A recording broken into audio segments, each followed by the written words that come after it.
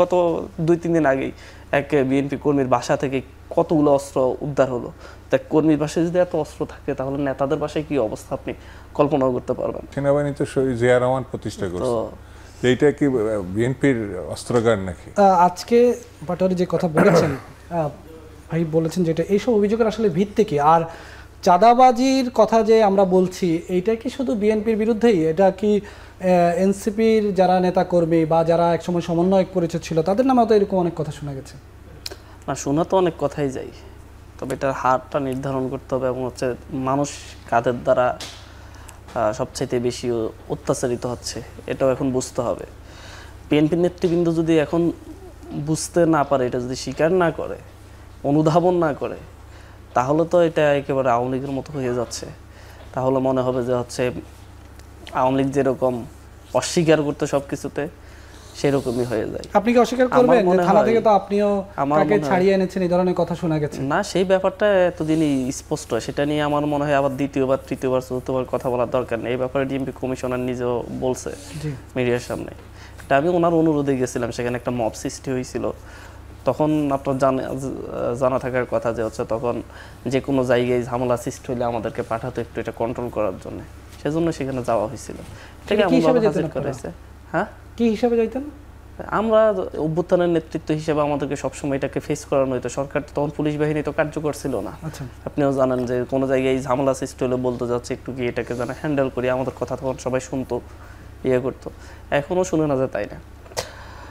যাই হোক, সেই ইস্যু বাদ দিয়ে বলতেছি যে হচ্ছে এখন এটাকে স্বীকার করে নিতে হবে। আসলে ব্যাপক হারে তৃণমূল পর্যায়ে তৃণমূল বিএনপিকে সেন্ট্রাল বিএনপি কন্ট্রোল করতে পারছে না।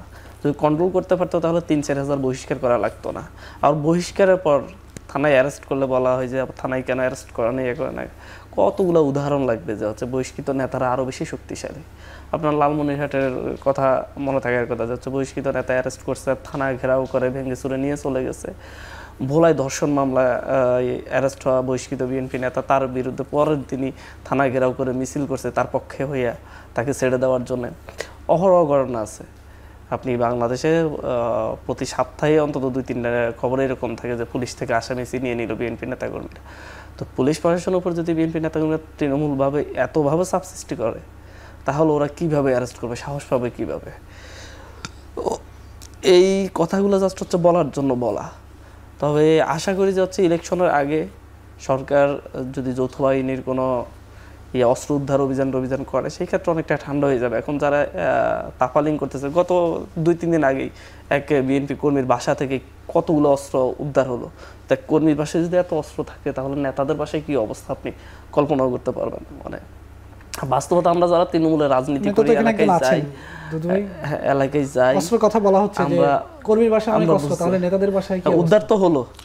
সেনাবাহিনী তো আমাদের, এই সেনাবাহিনী তো শহীদ জিয়া রহমান প্রতিষ্ঠা করছে, এইটা কি বিএনপির অস্ত্রাগার নাকি?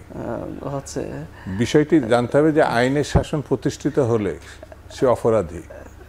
আমি একটু আগেই বললাম হান্নান মাসুদের অভিযোগটা হচ্ছে বিএনপির কর্মীদের বাসায় অস্ত্র, নেতাদের বাসায় তাহলে পরে এখন অনেক কথা বলতে হবে। এরা আমাদের ছোট ভাই, তো এনসিপি সম্ভাবনা এই দল ছিল, এখন যে জায়গাটায় সে দাঁড়াইছে একটা খুঁজে বের করা খুব কঠিন হবে যে চাঁদার সঙ্গে সম্পর্ক নাই, এই ধরনের কথা। আমাদের তো বয়স শেষ, এরাই তো রাষ্ট্রটা চালানোর কথা। একটু আগে যেটা হান্নান বলল, আমরা এক মিনিট, হান্নান একটা নিজেই একটা স্বীকার করছে যে তখন আমাদের ডাকতো, এখন আর তাদের আর ডাকার প্রয়োজন পড়ে না। Very significant. তখন তাদের একজনকে বাঁচাতে হলে পরে সে থানায় গিয়ে একজন আসামি ডেকে নিয়ে আসতে পারত। তখন আইনের শাসন বলে কিছু ছিল না, পুলিশ ছিল না, তখন তাদের দরকার হয়েছে বলে তারা মনে করে, এখন আর ডাকে না। তো একটা পরিস্থিতি আস্তে আস্তে মানে পরিবর্তন হয়, সেই পরিবর্তনের ধারা আমি তো বললাম সব থেকে যদি সমালোচনায়, যদি আমি শেষ করি, হান্নান মাসুদের কথা যদি আমি ধরে নিই, তাহলে সব থেকে খারাপ অবস্থা আছে বিএনপি। দিস ইজ টাইম ইলেকশনের, ইলেকশন কিন্তু দিবে না, কারণ ইলেকশন হবে না ফেব্রুয়ারিতে। না না না, দিলে তো এখনই দিত। বিএনপির তো থাকা দরকার নেই, কারণ সরকারকে ইউনূস, আর সরকারের দল কোনটা? সরকারি দল কোনটা? এটা যদি না জানেন তাহলে আর এখানে আপনি না, আমি কি বলতে পারি করতে আমার জায়গা আসছেন থেকে কিসের আসলে জন্য? সরকারি দল কোনটা? আমি কি বলতে পারি দুদু ভাই? কেন বলতে পারবেন না? আচ্ছা, আমি একটু আকন ভাইয়ের কাছে আসি। আমার আকন কি ভাই, শেষ হইছে?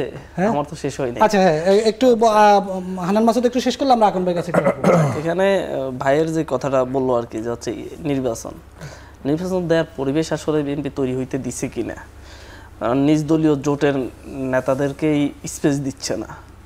তৃণমূল এই যে আজকে পার্থ ভাইয়ের উপর হামলা, এর আগে নূর ভাইয়ের উপর হামলা, আমার উপর হামলা, এগুলো তো না, বিএনপি একটা গুরুতর অভিযোগ আমাকে প্রশ্ন করেছে দুদু ভাই, সরকার আসলে কে?